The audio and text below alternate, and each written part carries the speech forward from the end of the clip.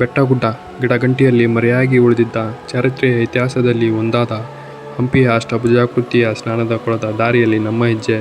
ಇದು ಇರೋದು ರಾಣಿ ಸ್ನಾನಗೃಹದ ಸಮೀಪದಲ್ಲಿ. 80 ಅಡಿ ವಿನ್ಯಾಸ ಇರುವ 8 ಅಂಚಿನ ಅಷ್ಟಭುಜಾಕೃತಿ ವಿನ್ಯಾಸ.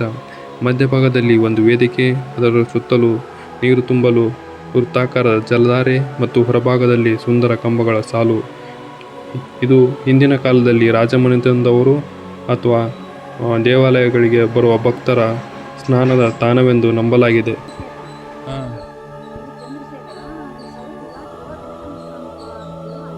ಇದು ಸ್ನಾನಗೃಹನ ಇಲ್ಲೈತಲ್ಲ ಅಷ್ಟಭುಜಾಕೃತಿ ಸ್ನಾನದ ಕೊಳ ಇಲ್ಲಿ ಮುಂದೆ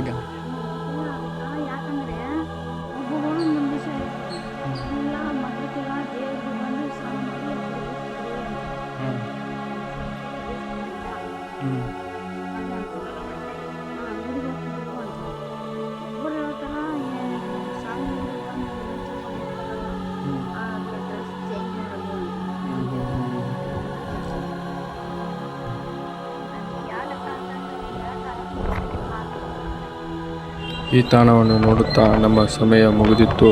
ಇನ್ನಷ್ಟು ನೂತನ ವಿಷಯಗಳಿಗಾಗಿ ನಮ್ಮ ಪೇಜನ್ನು ಫಾಲೋ ಮಾಡಿ.